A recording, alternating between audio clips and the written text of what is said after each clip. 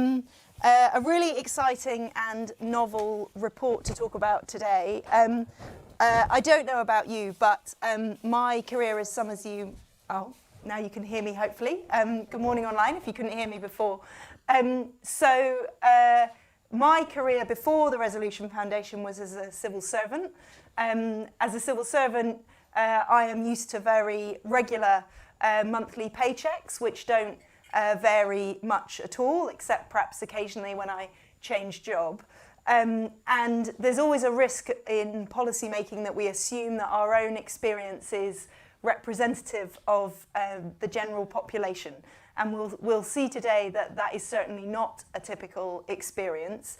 And we've always known a bit about annual variation in pay. We've known a bit about the volatility that comes from moving in and out of employment. But what's really new about today's report is with some HMRC data that we haven't had before, we're able to look at a representative sample to examine volatility between months and between weeks, which is something that we don't think has been done certainly in the UK before. We are going to start the event in a slightly different way with a quiz.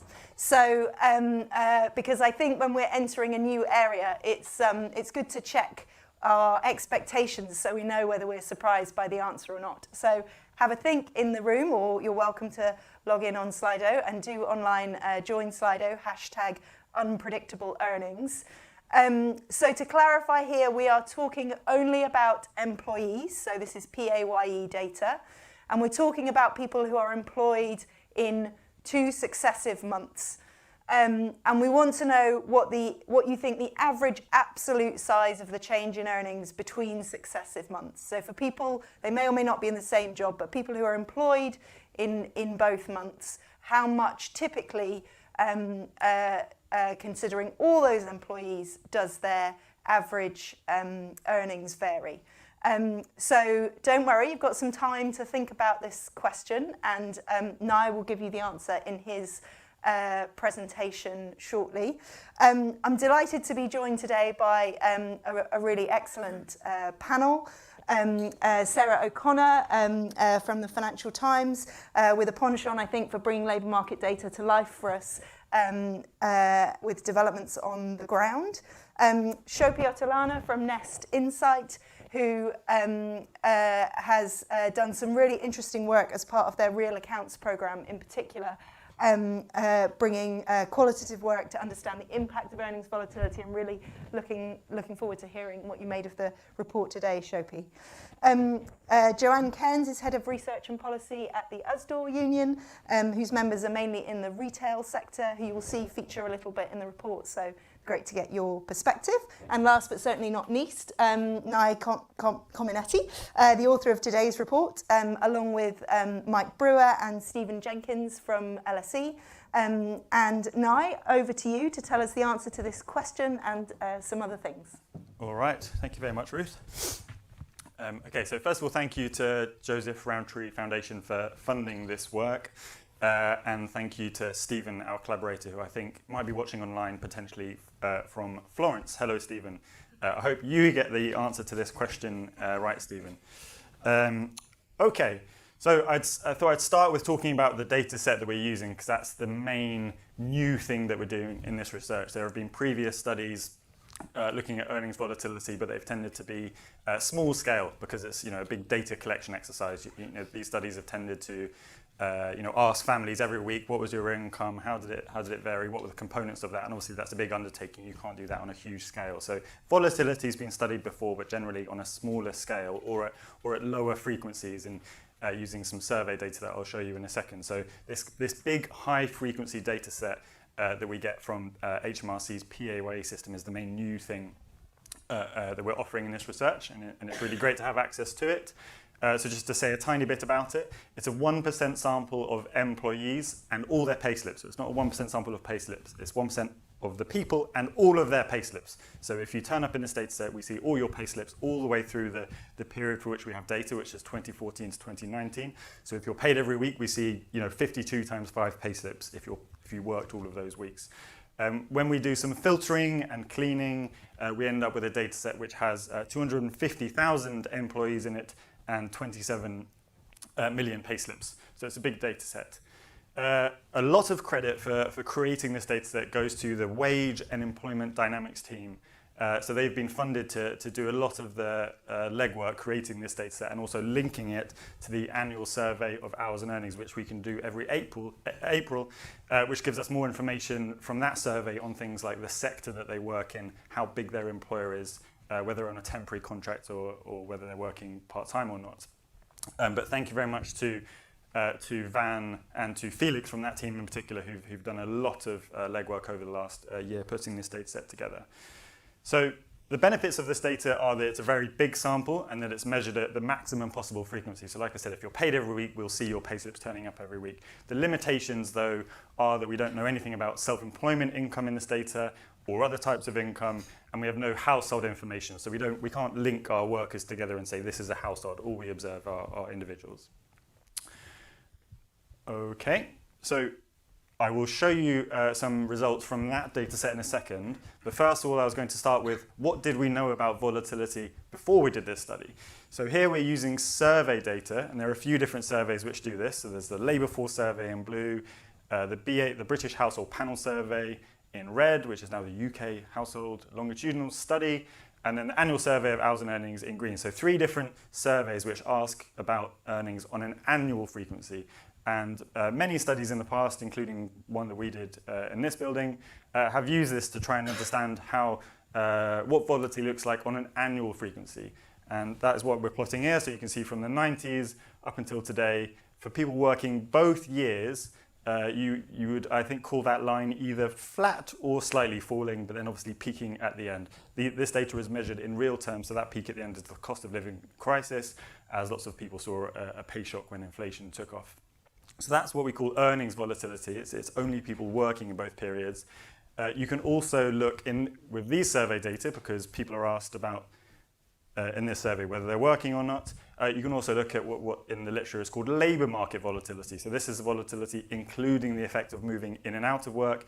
And I think you probably would say that line is trending down. So higher in the 90s than it is today. And that has been happening because sorry, my clicker is letting me down slightly. Here we go. That's been happening because in this period there's been lower use of temporary contracts. So there are fewer people on temporary contracts today than there were 30 years ago. And in general, the rate of entry and exit from the labour market has slowed down. So labour market volatility has eased in the UK. That's maybe a surprising picture. Obviously, we have, we know about the rise of gig work and zero-hour contract work, but on a very average, in a very average sense, labour market volatility has been slowing down since the 90s. So that's a long-term picture at an annual frequency. But like I said, the benefit of our data is that we can look at high frequencies. So we can delve beneath that average and look at those people who experience those much higher frequencies, that volatility at much higher frequencies. So that is what we will do now. I'm going to hold my clicker nice and high. Here we go. So question, answer to the quiz coming in a second. So this is starting with the distribution of changes in monthly earnings in all months in our data set. Okay, so we have 5 years worth of data. 5 times 12 is 60, I think. So we have that many months in our data set for all of those individuals that I mentioned. And here I'm telling you about the distribution of the changes in those people's earnings. So I think a few things to take away. So first of all, only a minority, a big minority, but not a majority of people have zero change in their monthly pay month on month. So 4 in 10 workers are in this zero change category, which I'm in, which Ruth is in. Your pay, every pay packet is the same every month. Most people are not in that category. Their pay is going up by some amount every month or down by some amount every month. Now, quite a few are in those brackets just to the right and left of the zero change, i.e. their pay's not changing too much. But you can see there are a reasonable number, 14% in those tails, where in an average month that pay is rising or falling by 25%. So I think one takeaway straight away from this data is that just there is more volatility happening to earnings than you might expect. Just to say again, these are people who are working both months, so this doesn't account for people dropping in and out of work. So time for a quiz answer to the quiz question. You could have found out the answer by reading the report. You could have also found out the answer by doing some very quick mental maths. If you do a bit of a weighted average across these categories, you might have been able to figure it out. But do you think we could bring up the answer? Here we go. Oh, that's very disappointing. Well, either you're all very good at reading reports, which is great, or you know a lot more about volatility than we did going into the report. But that is exactly correct. So the average among employees in terms of the change from one month to the next is 15%.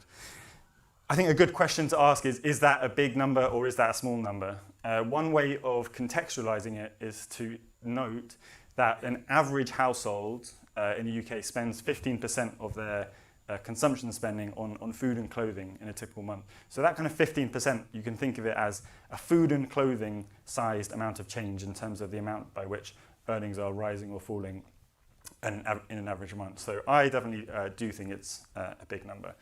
But of course, it's only the average. So in a second, we'll come back to workers who experience the tails of the distribution. Okay, hopefully if I keep on clicking, we will move away. All right, so one of the things, as I said, that we can do with our data is to categorize individuals by the pattern of their earnings across the year as a whole. So rather than just looking at discrete month pairs, we can look at people's earnings across the year as a whole.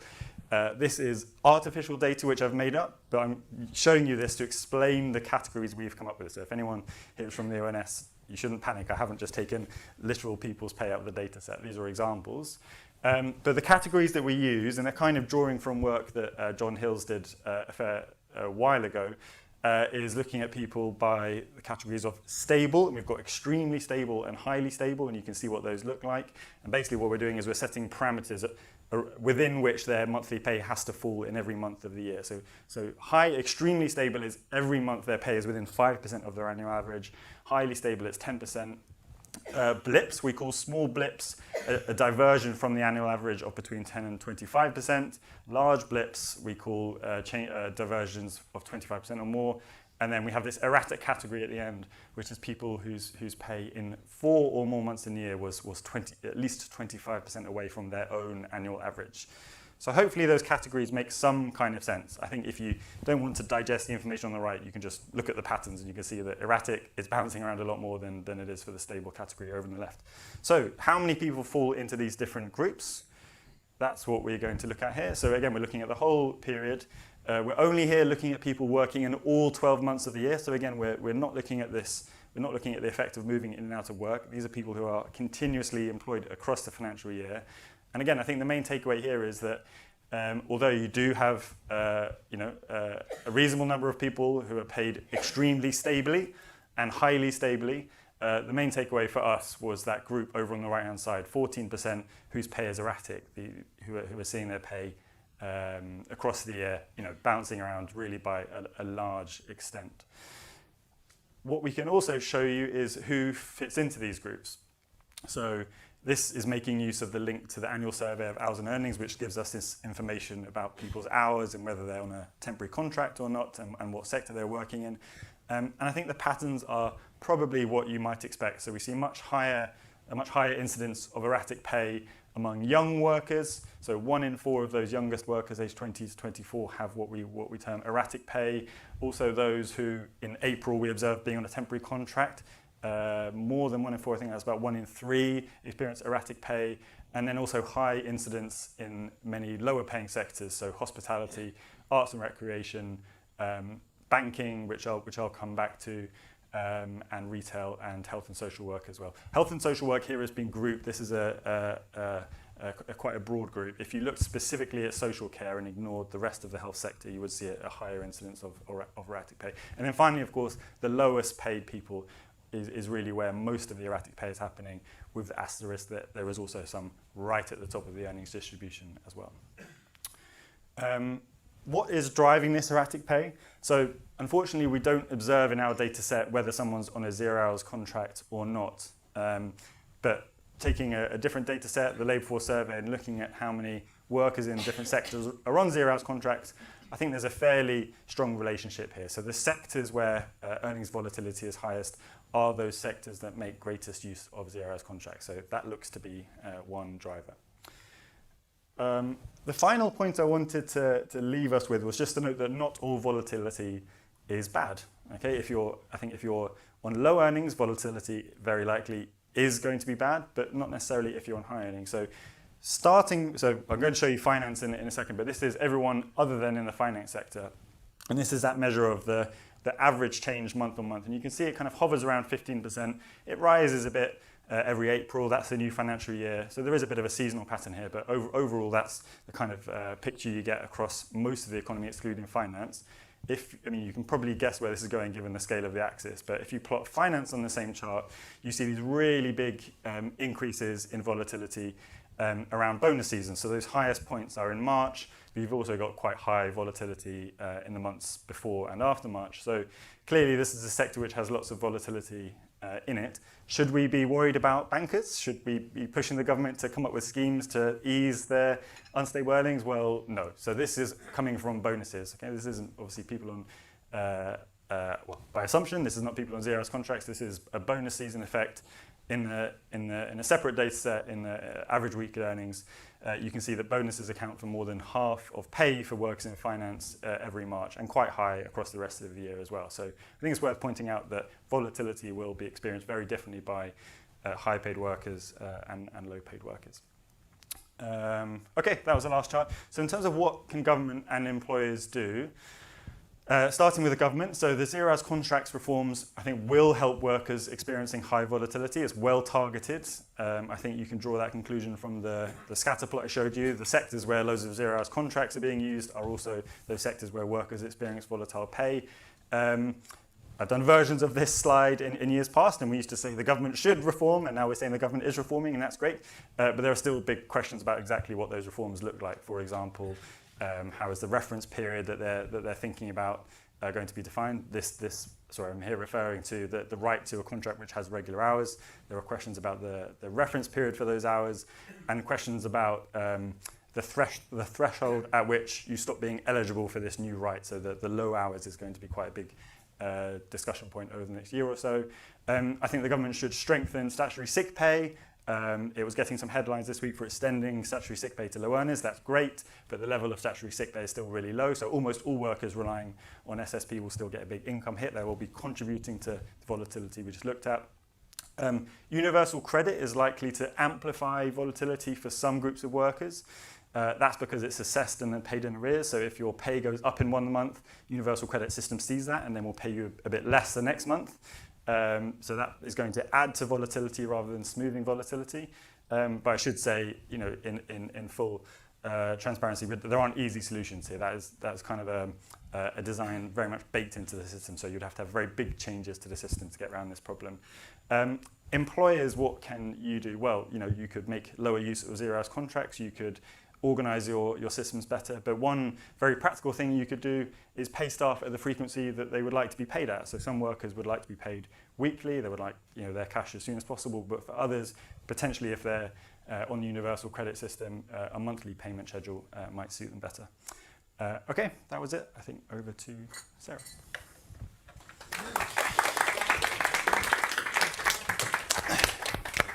Thanks, Nye. Sarah, your reaction Great. to that? Shall I stay sitting down? Yes, you're very welcome to, unless you'd like Brilliant. to get up. No, that's fine.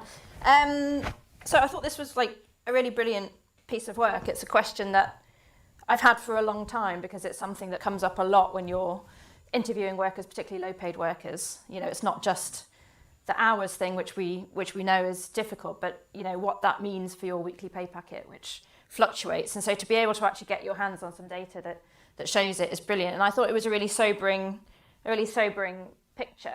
As you say, just the sheer fact that actually those of us who have steady earnings are in the minority. Yes, it's a substantial minority of 40% or so, but you can bet, as Ruth said, that everyone who makes policy is probably going to be in that group. So they might have no idea until this research came out that actually that's a minority experience of life in the British labour market. So I think that's really valuable. And then obviously I think the most sobering thing is the fact that, yes, there's this U-shape of volatility being higher at the lowest paid and the highest paid, but actually it's most prevalent among the lowest paid workers. And, it's just not ideal that you have a labour market in which people are having to swallow, multiple jumps of 25% in their income when they're going to be the people that have the smallest kind of shock absorber to deal with that. I mean, I've got this was a couple of years ago, but last time I wrote about this, there was some government data suggesting that 22% of adults have less than £100 in savings. and you can bet that those 22% are going to be very highly represented in the people that are having to somehow cope with those massive jumps.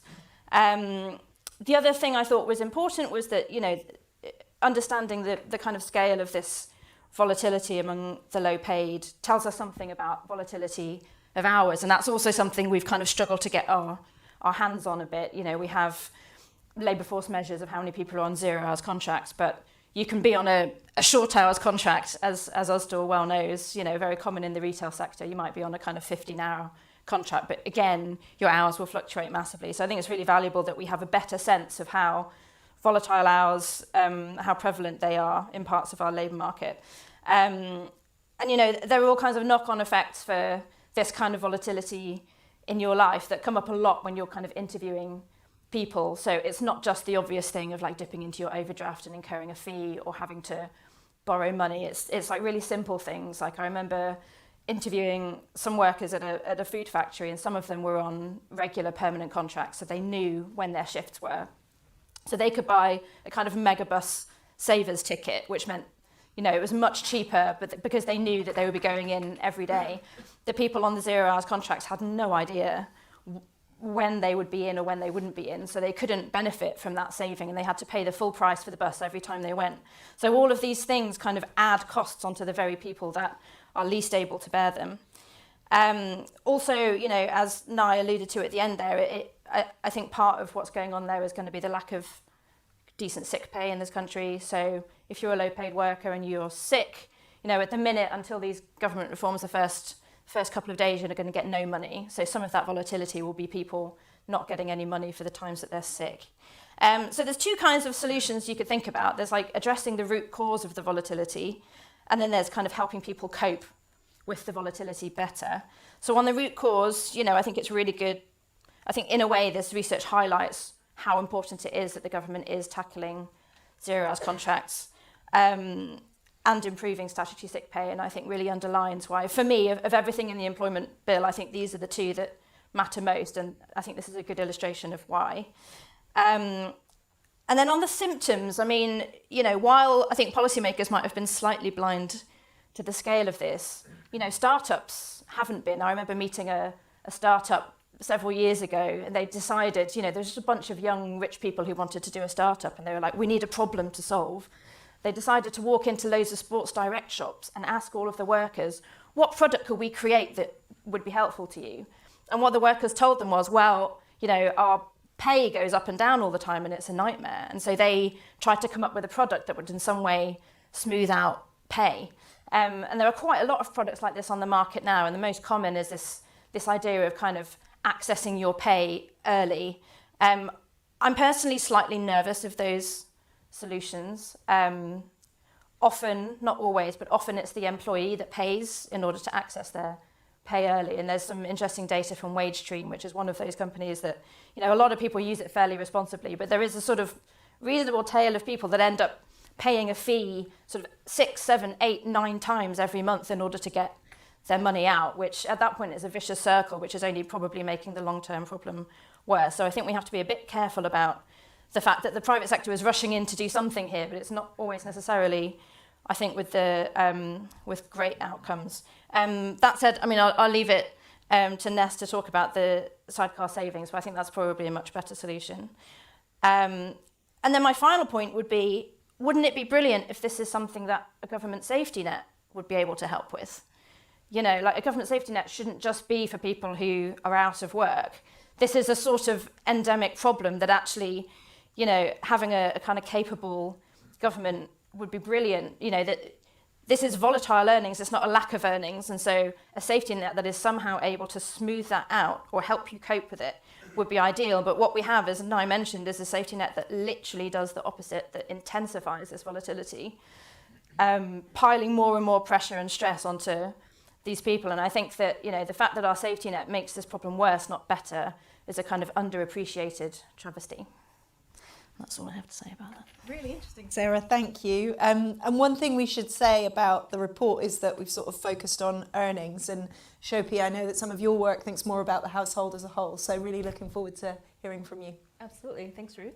So as Ruth mentioned, our our project was a Real Accounts program. So this ran at Nest Insight in collaboration with Aston University and Glasgow Caledonian University in 2023 and 2024.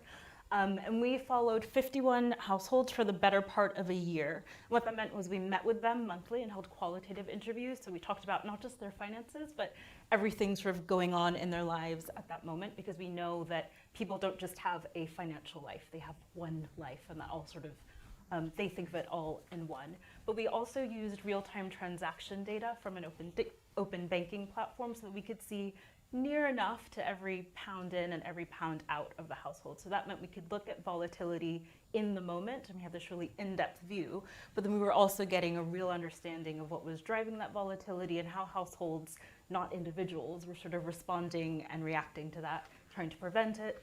And what we found was that households had huge amounts of tenacity in managing their finances and a lot of ingenuity. However, the kind of high-level finding for us, and I think it really resonates with what you found, is that people are sort of having to manage within a system that doesn't see them and wasn't really built for them. We, in sort of looking at this report, really sort of resonate with the idea that it's those on the lowest incomes, individuals and households managing multiple sources of earnings and income, as well as sort of people on temporary contracts. That definitely sort of tallies with what was going on in the Real Accounts program. We also saw that our households, if we had to fit them into your buckets, were in the sort of blips and erratic, and not just erratic. Actually, quite a lot of ours were sort of chronically erratic. And being able to, again, follow them over the better part of a year meant that we really saw what that meant for them in terms of their living standards, how they're managing their money, and sort of the real impact that has on the household budget sheet. So with that focus on the household level, a few things sort of stood out to us.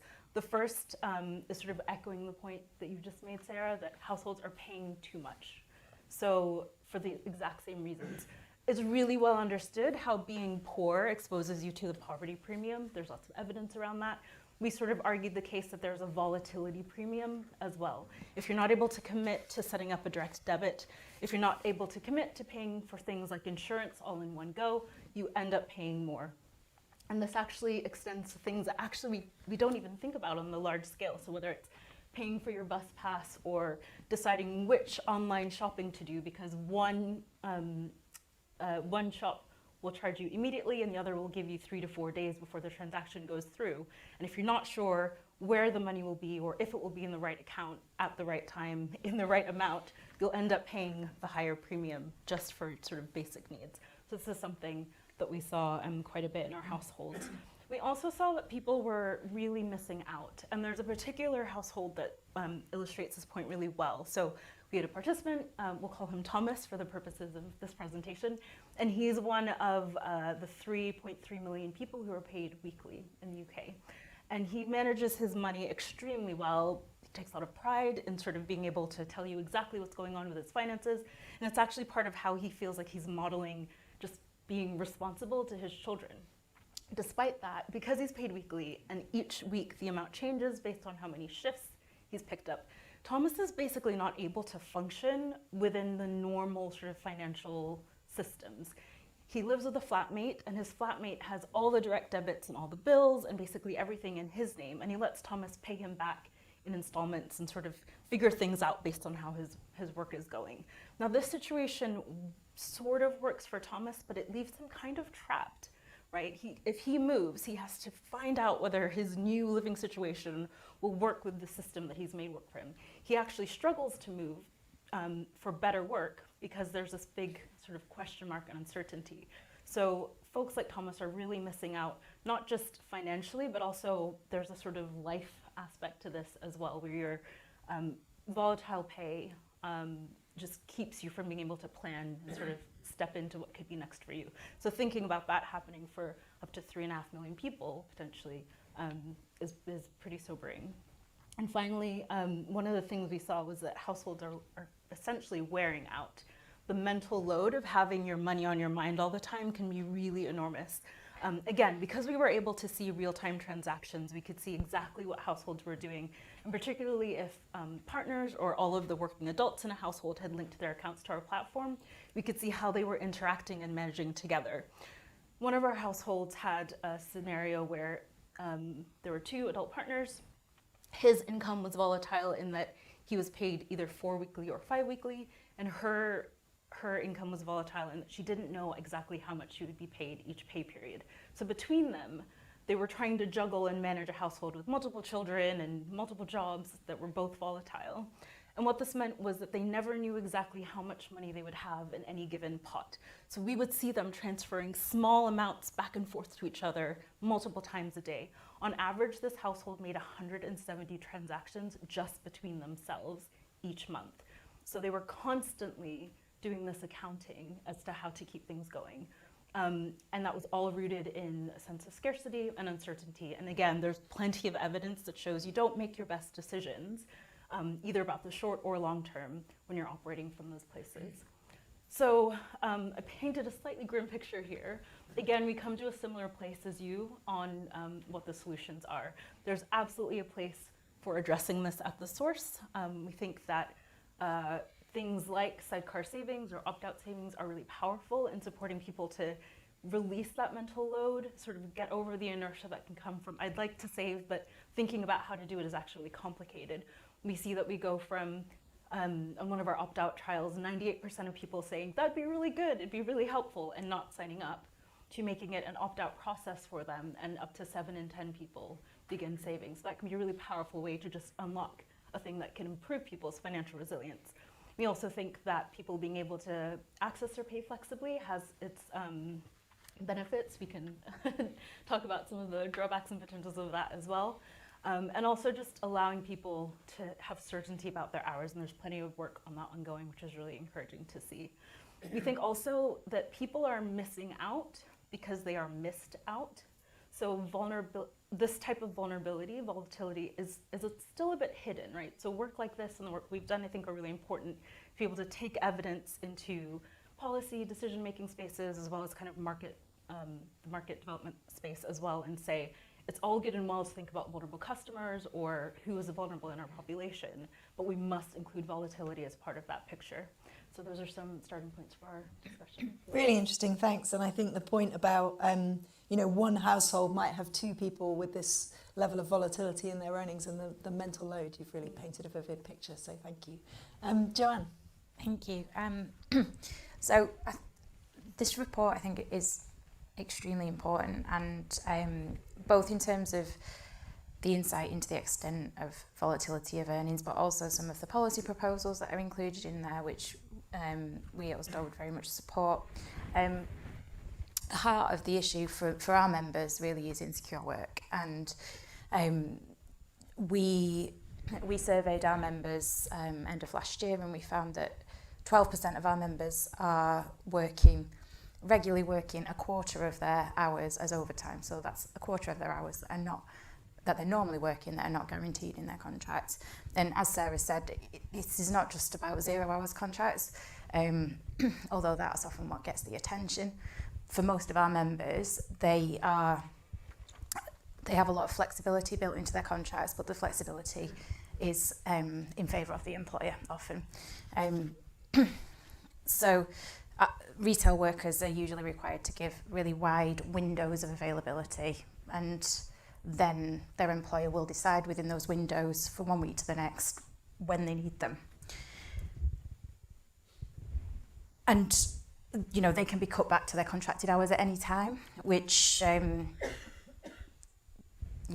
causes a huge amount of insecurity. It can cause hardship. It can cause a lot of it can have a serious impact on people's mental health as well, the stress of not knowing from 1 week to the next what your hours are going to look like. And in terms of financial planning, it obviously makes it very difficult when it comes to applying for a mortgage, getting a rental agreement, because you've got this sort of fluctuation. There's also an issue around organising childcare, because you don't necessarily know when you're going to need it. Most of our members don't use paid for childcare because it's so expensive anyway, but also because you you have to pay for a place that you might not always need to use, and you also might not always be able to afford. So it affects sort of every part of people's lives. And then in terms of the reality in the workplace, there's a wider issue around the employment relationship, and the power imbalance that's already there in the employment relationship is exacerbated if you're reliant on your employer to give you the hours that you need from one week to the next. So there was, when we surveyed our members, there was a few quotes from members that were quite shocking, really. So one member who was a retail worker who said, "Our hours fluctuate wildly. Often the rota goes up 1 or 2 days before it starts, and hours get cut to punish staff who complain about anything at all. There seems like there are favourites for giving hours, both how many and when. If you say anything, all you get is your contract is for flexible hours." So, there are wider implications there about exploitation, potentially, and other issues that it can cause. One of the things that comes up in this report is about the impact on young workers in particular. That's something that we certainly find when we surveyed our members. Only 45% of workers aged between 18 and 24 had contracts that reflect their normal working hours, whereas 70% of workers who are aged between 55 and 64 almost exclusively work hours that are contractually guaranteed. So, it particularly impacts on young workers. So there's an equality impact as well. Majority of workers in the retail sector are women, and obviously mostly low paid. So in terms of solutions to it, the Employment Rights Bill, which has been mentioned by others, it does include important provisions on guaranteed hours. So the bill will provide a right to a contract that reflects the hours that you normally work, which is extremely important. It's not a brand new idea. Low Pay Commission floated it, recommended it back in 2018, and it's also been implemented by a number of employers voluntarily. So we have an agreement with Tesco, which is the largest private sector employer.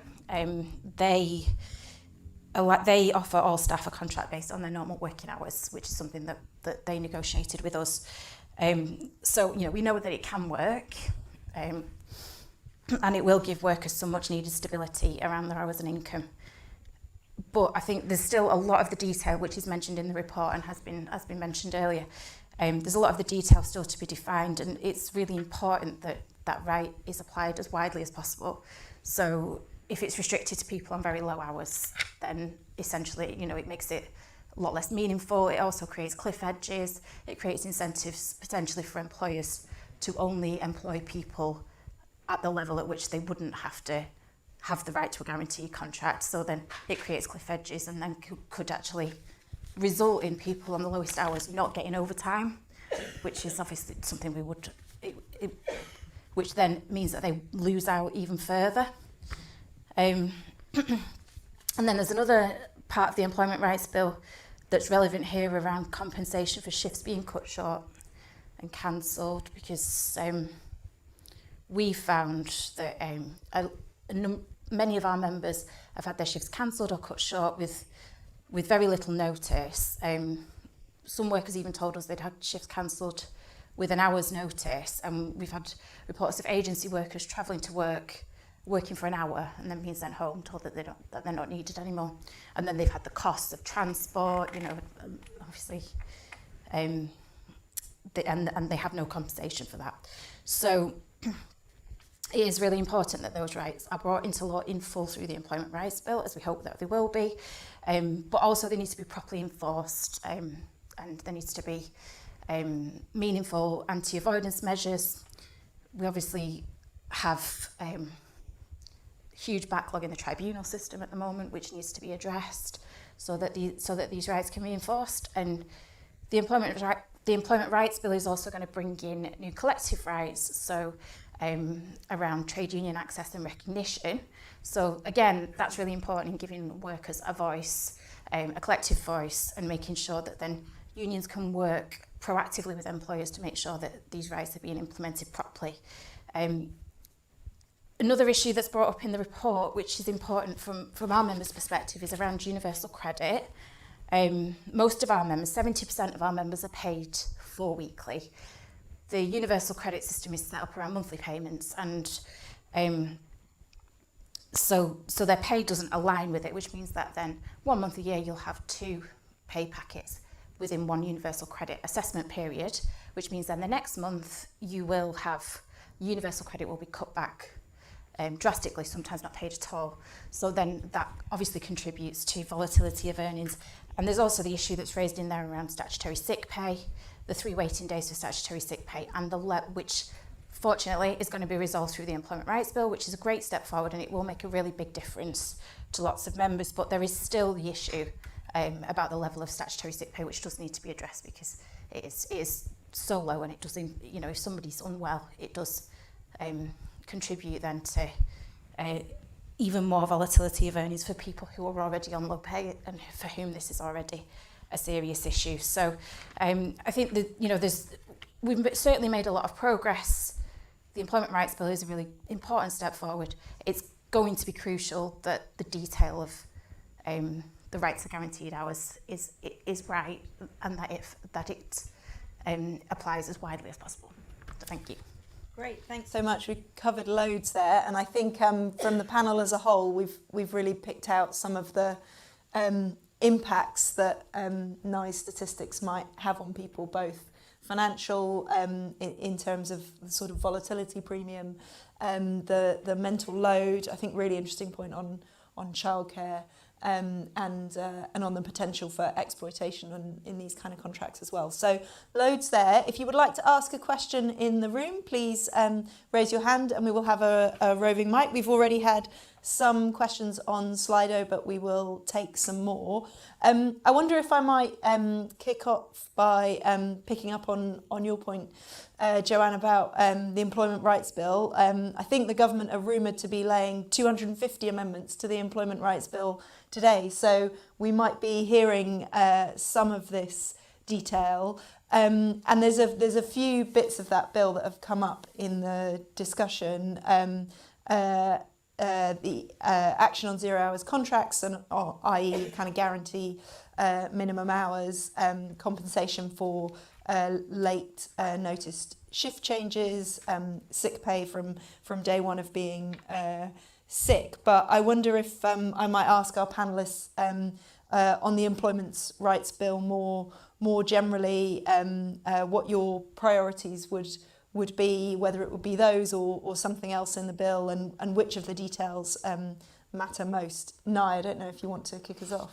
Yeah, so prioritising within that bill is a hard question just because it's so big.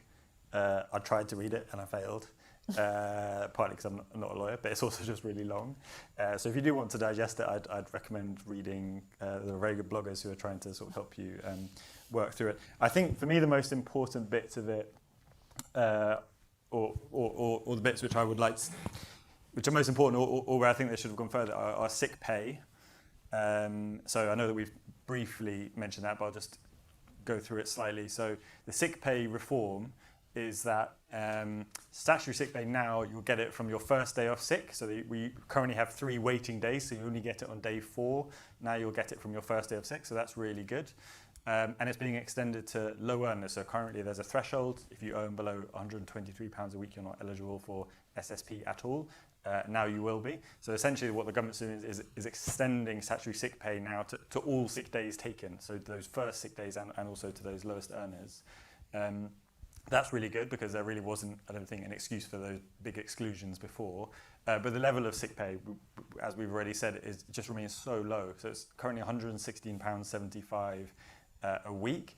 Even if you're on the minimum wage, that's a really low rate of earnings replacement. I think it's something like 20-25% of your earnings is what you'd get. Obviously, if you're on anything approaching average earnings, it's a much worse level of earnings replacement. This is just not what happens in most other countries. on average, countries have a system which offers an earnings replacement more like 65%. There's a range, some are 60, some are 70, some are all the way at 100. But the UK system is completely exceptional, and I think it's hard to justify. So I think that's a very important step, this extension of the coverage, but could have gone further. Obviously, that brings costs for employers. There are trade-offs. You need to think about those, and maybe you might want to go less far in some other areas, but I think that's important. 0 hours contracts, I think, is the other area, just because I think that is the sort of the very sharpest end of labour market insecurity. Maybe if I wasn't clear enough when I was doing my talk, the two big questions are how are low hours defined? So what the law says is you will stop being eligible for a new regular hours contract at a certain point, but the government hasn't said what that is. So if they say once you're you can only have a regular hours contract up to 5 hours, well, that's not really going to help everyone whose contract says you're guaranteed 16 hours a week, but for whom some weeks they work 20, some weeks they work 30, and I think that probably is quite common in retail. I think you'd say, Joanne. Again, there's a trade-off. So the higher that threshold is set, the more workers are brought into this entitlement, the more will benefit from additional security, but the more employers will face additional costs, or if not costs, then some kind of burden in terms of reorganising how they plan their workforce. But yes, those two would be my priority areas. The less, sorry to keep talking, area I'm less interested in, which I think they're kind of taking a lot of flack, and which I think I'm not sure it's going to have as big a positive impact, is the stuff around unfair dismissal and changing how that works in the probation periods. I think there's a lot of employers for whom that feels very sort of scary, but that doesn't look to me, if you look at the data, to be the main problem in the UK labour market. Levels of unfair dismissals are fairly low and have been falling over time. So yeah, sick pay and 0 hours contracts is where I would have focused.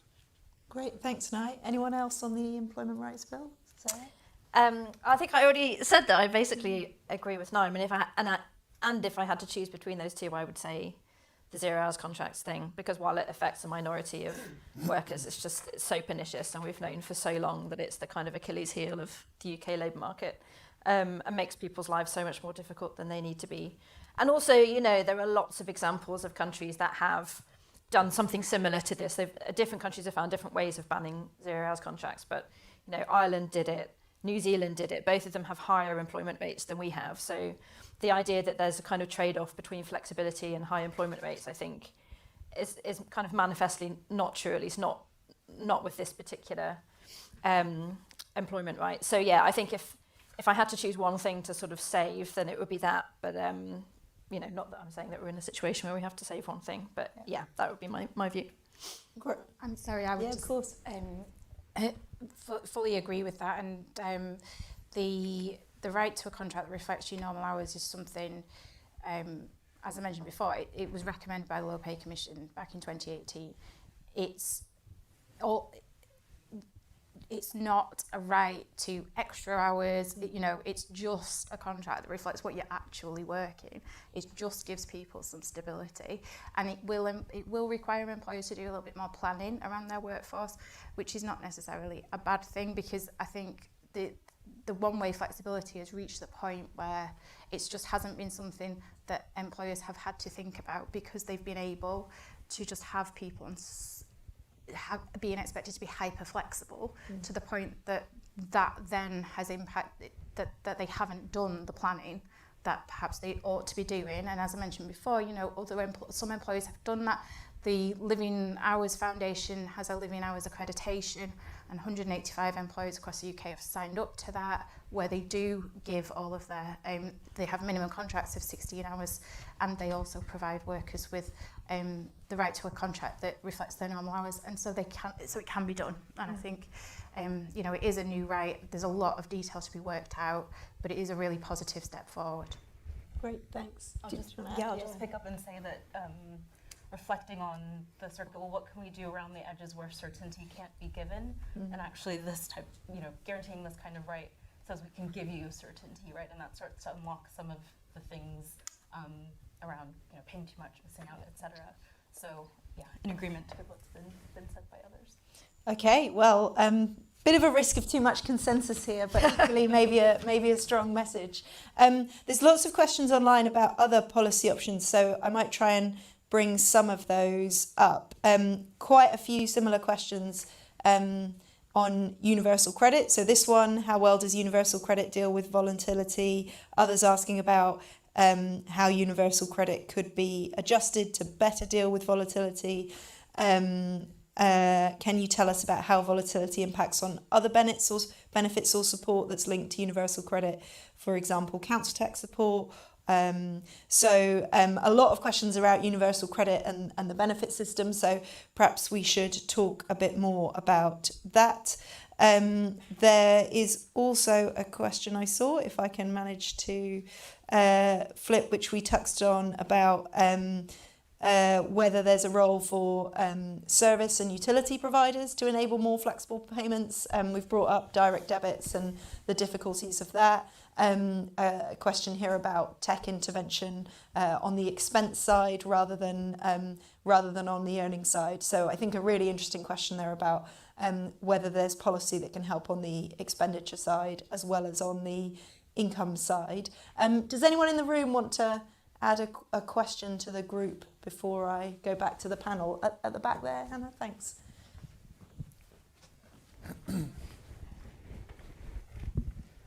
Thank you very much, and thank you very much for the talk. And I was especially interested in the research that Nest did. Sounded absolutely fascinating. So my question is around impacts and delving a bit more into that. I think many people would accept that earnings volatility is a bad thing. We've heard about some of those impacts there, and we'd accept that it's a good thing to do, and public policy should aim to improve the lives of people. But that's not the case of everyone in the world and in this country. Some people might say we're putting undue burdens on businesses, or that's not my problem. Why should I care about it? And so my question to the panel is, how do we respond to those questions? What are some perhaps hard-nosed economics arguments that we can give back to those counter-arguments, saying, well, this is all just fluffy, nice public policy to provide? Great, thank you. I think important, given we're at risk of agreeing, that we talk about the trade-offs with costs for businesses and why we think in this case those are worth bearing. So question on universal credit and the benefit system, question on whether there's policy interventions that can help on the cost side, and question there about costs for businesses and what the response to that might be. Shopi, maybe I could start with you this time. Sure. I'll maybe start with the question on the screen and then come to the question in the room. So we know that there have been trials of variable recurring payments, so allowing people to pay in line with their income. And that's actually a really powerful and effective way to allow people to sort of smooth expenses where it's difficult for them to smooth income. So the answer here is yes, there's absolutely a role for service and utilities providers. There's also a role in more transparency around how much of people's money they have. So we had a household who was overpaying on their utilities as a way of saving, because it takes a while to unlock that. So they knew that their tendency to sort of dip into their savings for things they didn't need meant that putting it away somewhere where it's safe with your utilities provider meant that you could get it when you need it, but you wouldn't be tempted. So there's also a question here as to what is the role generally for services and utilities providers in sort of thinking about people's overall financial well-being and having responsibility to either help them pay flexibly, think about what they're doing when they're doing things like overpaying as a form of saving, and absolutely on the tech side as well. There are I think when we spoke to households about what they wanted from in this sort of space, they just wanted clearer information about what their options were. So it didn't have to be a techie tool that did lots of different things and was all singing, all dancing. As I said, people were very sort of tenacious in managing and very attentive to their finances. So what they wanted were tools that made that easier for them to do. So they're sort of bundling the answers there. And then I guess on the question of why should people care, and I'm sure others can come in on the sort of larger kind of macroeconomic case, I think there's for one, it affects so many more people than we think, right? So often the this is a problem over there mentality comes from a lack of understanding of the scale. And I think reports like this have shown that actually this is a problem on a huge scale. Second, it's eroding people's financial resilience. So when we think about the things people are having to do to cope, the things people are having to do in terms of cutting consumption or making decisions that are bad for them in the long term, such as taking on problem debt to just sort of manage pay period to pay period. If we again scale that up, it's actually not great for the economy or the sort of ambitions around growth to have millions and millions of people in the UK sort of having this experience. So that's the case I would sort of make in response to your question. Great, thanks. Joanne? Yeah, so on universal credit, I mentioned earlier about the 4 weekly pay issue, and I think that's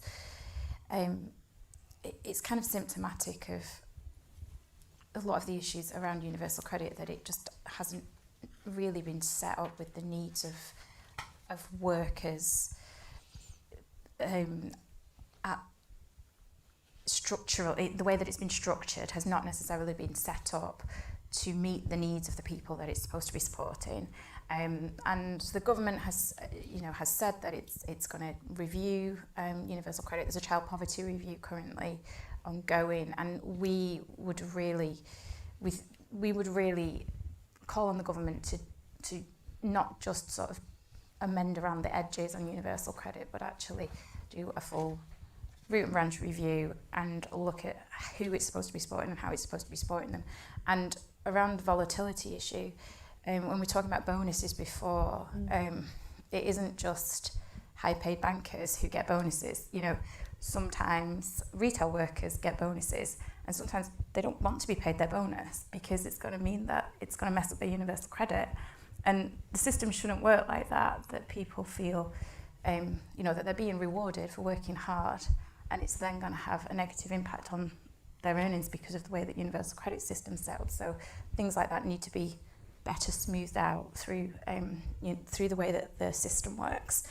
And I absolutely support the point you were making around the on the kind of the impact of these policy interventions, and the fact that it is not good for the economy to have people not knowing from 1 week to the next what their earnings are going to be, because it obviously has an impact on consumption.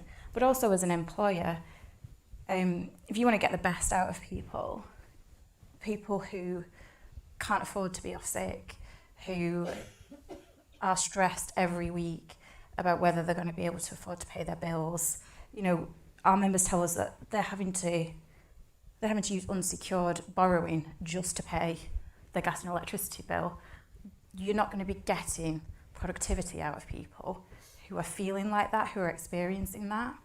And I think there's definitely been some of the discourse recently around this, where the cost of employing people, the way that it's being discussed, I think sometimes overlooks the fact that the people that we're talking about people here, and actually we're talking about, particularly in sectors like retail where they're delivering a service, that they are actually an asset to an employer, and that employers really should be seeing them as an investment, and as opposed to, and obviously it is a cost, and employers are aware of costs, as are we, when we negotiate with employers over pay and conditions. But the workforce is actually an asset, particularly when it involves it in a customer service role. So,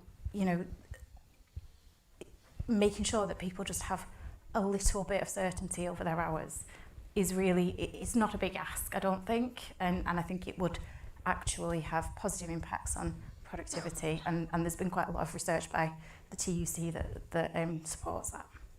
Great, thanks very much. Sarah, any reflections you wanted to add? Universal credit or costs? Or yeah, I'll leave the techie UC stuff tonight, but I'll take your question on, how do you sell this to a sort of sceptical audience that maybe doesn't see it as something that's worth doing for its own sake, but wants a kind of more of a kind of hard-nosed economic argument. I think there's quite an intuitive argument that I think is probably true, that says that when you have people be sort of stressed and worried and insecure,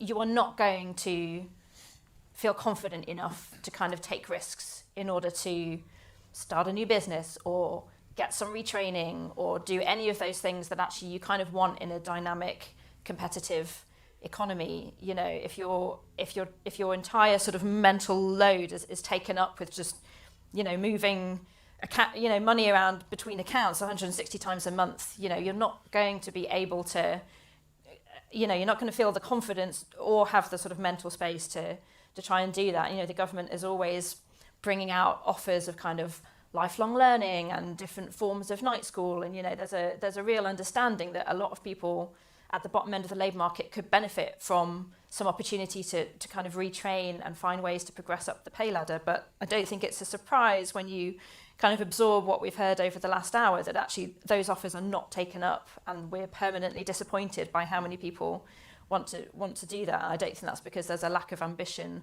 or desire to do better things. It's just, you know, this stuff consumes you. Now, I don't have any hard kind of studies to prove that, but intuitively I think about, you know, something might be sort of on the margin slightly worse for your business as it's currently constructed, but it might be better for the economy as a whole, or it might just be the right thing to do. Thanks, Sarah.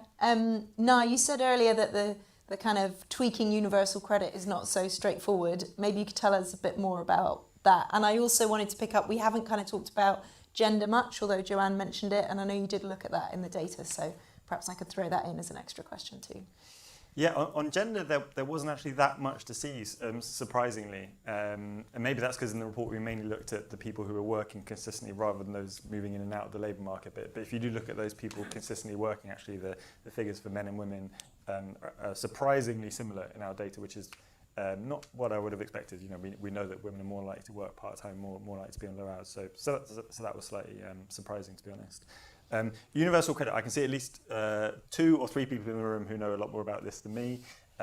So I'm not going to say too much. But the basic, you know, if you don't like the current setup, what would you have to do? You'd have to change the assessment period, right? So technologically, it must be possible for someone to say, I get paid every week, so please assess my earnings every, let's say, 4 weeks. And then, you know, then you wouldn't have the problem of artificial volatility, just the fact that there are more weeks in some months than others. So that would solve that problem, and I can't see why technologically that would be impossible to do. It doesn't solve the problem, though, of if you have a good month, if you have a good string of 4 weeks, then when you've been assessed in the following 4 weeks, universal credit would go, well, you seem to be doing a lot better nowadays, we'll pay you a bit less. So it wouldn't solve that problem. To solve that problem, what you need is some kind of longer assessment period where averages are being invoked. So maybe, you know, your earnings are assessed over 3 months, or maybe there's like a rolling 3-month assessment period, and your universal credit is sort of slowly moved around in response to that. Again, that sounds technologically possible. What trade-offs are there? I presume maybe you'd end up paying people more on average, possibly. I'm not quite sure. But also now, if you had a big drop in your income suddenly, that was permanent, UC would be taking longer to pick that up, right? It's less responsive. Thank you. That is the cost. Thank you, Ruth. Yeah, I mean, so we did. I think in tax credits we did used to have very long assessment periods, and then people would have these big, you know, sort of cliff edge type moments, and as you say, wouldn't have been responsive at all. So I don't think we want that. So I'm not quite sure what the right answer is. There are, you know, long papers to be written about this clearly, but I'm sure we can do slightly better than we're currently doing. Is a slightly hand-wavy response. On the business costs, very briefly, I think there are 2 types of responses. One is to be sort of very sort of hard-nosed and say, you know, we hear these shouts every year and have done for 25 years in response to the minimum wage. You know, the job losses didn't arrive, so, you know, pipe down type thing. And I think there's definitely some need for that in the current moment, because, you know, there's a very, very strong business pushback at the moment to the kind of set of, you know, reforms we're seeing: minimum wage, employment rights, and national insurance. So I think there's definitely some space for that. But I also don't particularly agree with the people who say this is all kind of win-win-win. You know, improve the quality of work, workers work harder, and the kind of everything, you know, spirals off into a sort of happy, high productivity paradigm. Like maybe you would get some of those effects, but it feels a bit too risky to assume it. So I think I agree with Sarah. There are definitely some areas where you need to think hard about the trade-offs, and maybe you accept the trade-offs and you say that, you know, some services might become more expensive, and maybe we consume a bit less of them, and maybe you accept that. But yeah, some combination of those 2 responses is where I tend to go. And I guess now, just to add to that, the two areas that I think came out as priorities around 0 hours contracts slash sort of more secure hours and sick pay are things where we've heard quite interesting examples of other economies doing those successfully, and so those trade-offs seem to be bearable. I wanted to bring in two more topics, and if there's any other questions in the room, let me know now, because this will probably be the last round. I will try and bring this one up. There's a few questions online about the issue of savings, which we haven't talked about so much. That obviously a kind of big part of financial resilience and ability to bear this volatility is saving, which, as Sarah said, is low amongst low earners. This question is about what could employers do to support that. Really interesting to hear about the auto-enrolment results. Perhaps we could throw in whether there's anything the government can do as well, and pick up a bit, I think, the debate about worker tech in this area and whether that has opportunities or risks. The other issue that we, I guess, haven't talked about so much is that this is a report about employment, and that there will be probably, we would guess, more volatility among self-employment, and so we risk sort of slightly underrepresenting the story for families as a whole. Obviously, we've talked about employment rights, but those will apply to employees, and so perhaps I could also ask the panel for reflections on that issue of self-employment and what we might have missed there. Last chance in the room. One over there. Sorry. Thank you. It's on. Robin Smith, Associate Economist at NISA. I feel like, there's a lot of talk about implementation of these employer bills' rights, but what about enforcing these? It's all good to have it on paper, but there's the renters reform, Section 21. Is that being enforced? Because from what I see, it's not really. There's loads of people, nooks and trannies, and I think thinking more about regulation and how to put money, how to make it more efficient, rather than, ban 0-hour contracts, but they might move to gig economy. How do we support the regulators, support the regulation? Great, thanks very much. So savings, self-employment and enforcement, whichever of those you fancy. Joanne? So on enforcement, and I did mention it briefly earlier, in terms of the Employment Rights Bill, enforcement